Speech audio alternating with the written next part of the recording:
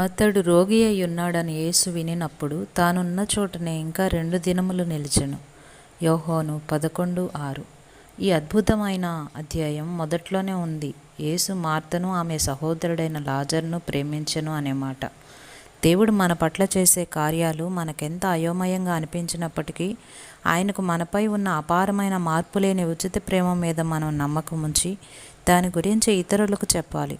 యేసు మనలను ప్రేమిస్తున్నాడు కాబట్టే మనలను కొంతకాలం బాధపడనిస్తాడు.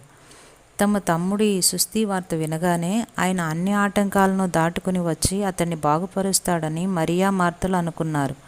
పైన వ్రాసి ఉన్న వాక్యాన్ని ఇంగ్లీష్ బైబిల్లో చదివితే వినినప్పుడు అనే మాటకి బదులుగా విన్నాడు కాబట్టి అని ఉంటుంది. కాబట్టి అనే మాట ఇక్కడ వాడటం ఎంత కొత్తగా ఉంది. అయితే వాళ్ళ మీద ప్రేమ లేకపోవడం వల్ల కాదు ఆయన ఆగిపోయింది, ప్రేమ ఉంది కాబట్టే. ఆయన ప్రేమే ఆయన్ని త్వరగా దుఃఖంలో ఉన్న ఆ ఇంటికి వెళ్లకుండా చేసింది. ఆయనలాగా శాశ్వతమైన అపార ప్రేమ కాకుండా మామూలు ప్రేమ ఉన్నవాళ్ళైతే క్షణాల మీద వాళ్ళ దగ్గరికి వెళ్ళి వాళ్ళ దుఃఖాన్ని ఉపశమింపచేసి వాళ్ళ కన్నీళ్లు తుడిచి దుఃఖాన్ని నిట్టూర్పుల్ని ఎగరగొట్టేసేవారే.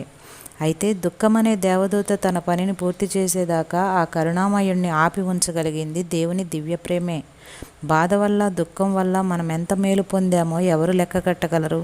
క్రైస్తవ జీవితంలోని ఎన్నో ప్రధానమైన సద్గుణాలు మనకు అలవడటానికి దుఃఖమే కారణం. పరీక్ష పెట్టే శ్రమలు లేకుండా విశ్వాసం ఎక్కడిది? సహించడానికి బాధ లేకుండా సహనం ఎక్కడిది? బాధాకరమైన అనుభవాలు లేకపోతే అనుభవం ఎక్కడిది? మార్గం తేలికే, మనతోనే ఉంటూ మనం ప్రేమని పొందిన వాళ్ళమంటూ తెలియచెప్తుండేవాడు మనల్ని ప్రేమించేవాడు.